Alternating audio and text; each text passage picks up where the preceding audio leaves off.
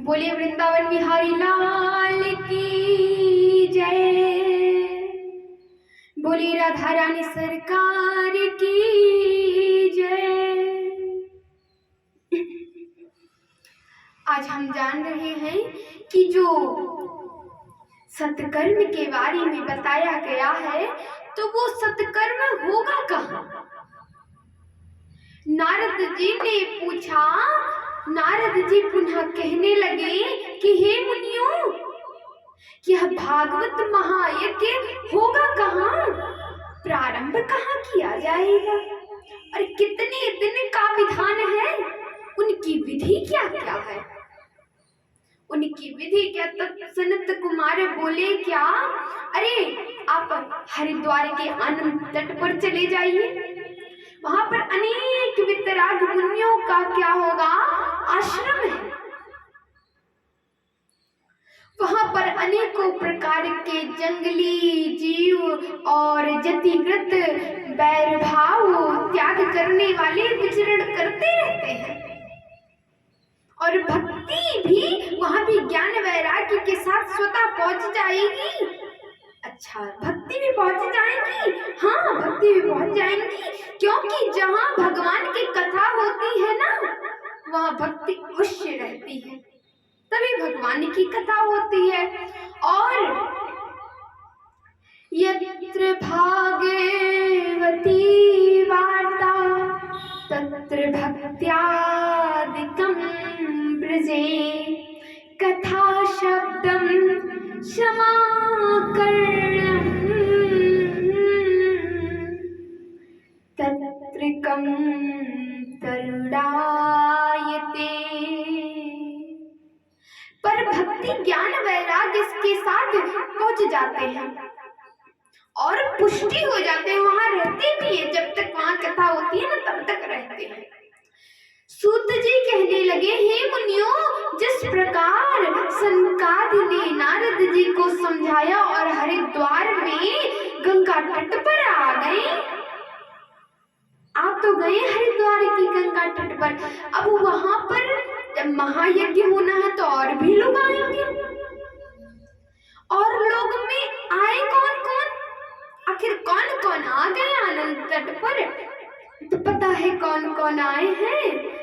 भृगुर्वसिष्ठश्च यवनश्च गौतमो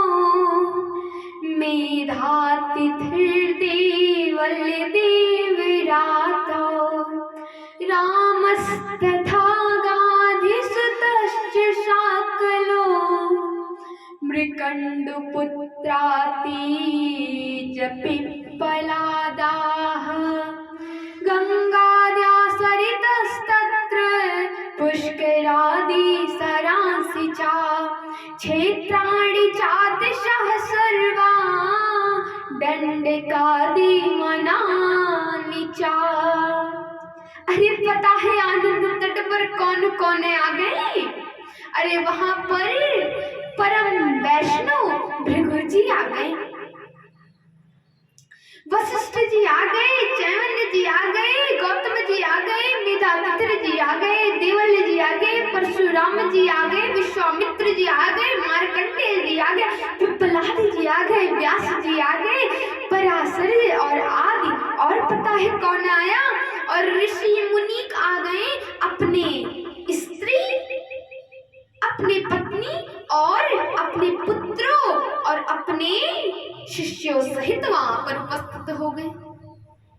वो लोग भी वहां उपस्थित हो गए जब वहां पर उपस्थित हो गए। और कौन आया, वेद आ गए, पुराण आ गए और शास्त्र भी मूर्त रूप होकर के आ गए। ये सभी लोग आ गए वहां पर।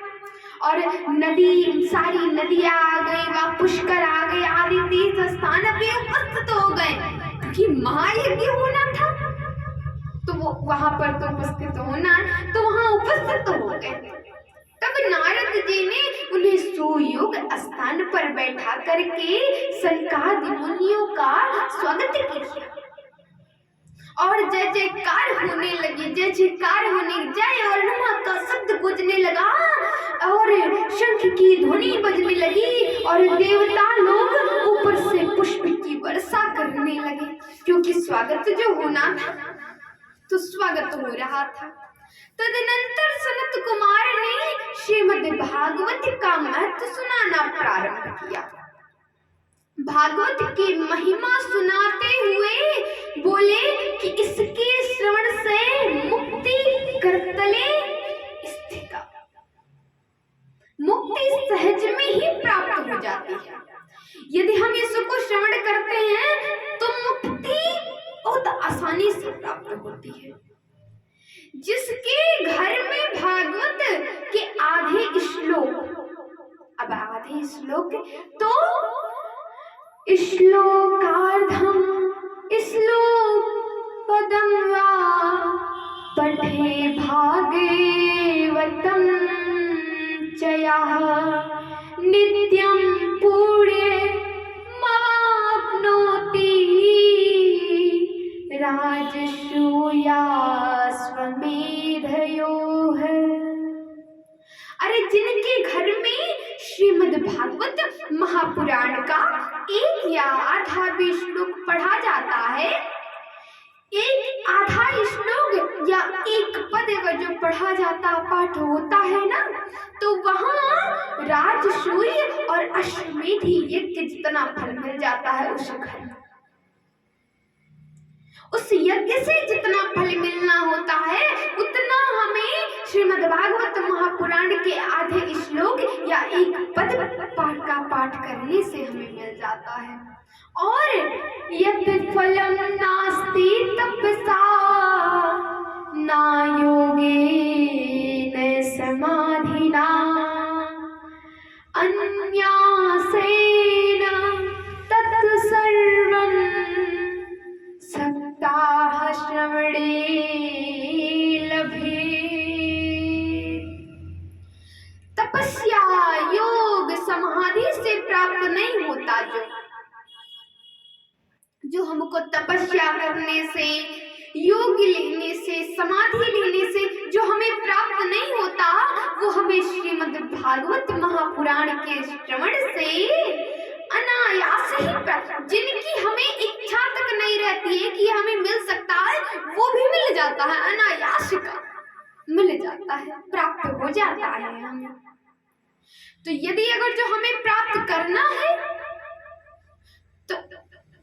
तो या तो हमें अपने प्रतिदिन अपने घर में एक पाठ करना होगा, श्रीमद् भागवत महापुराण का एक पाठ, एक पद पढ़ना होगा या आधा श्लोक पढ़ना होगा।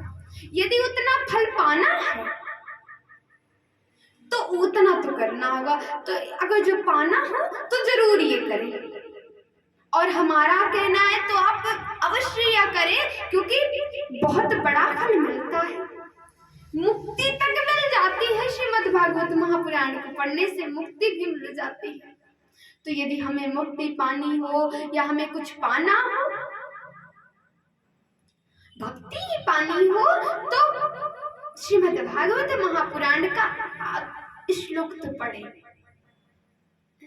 बोलिए श्री कृष्णचंद्र भगवान की जय, बोलिए राधा रानी सरकार की जय।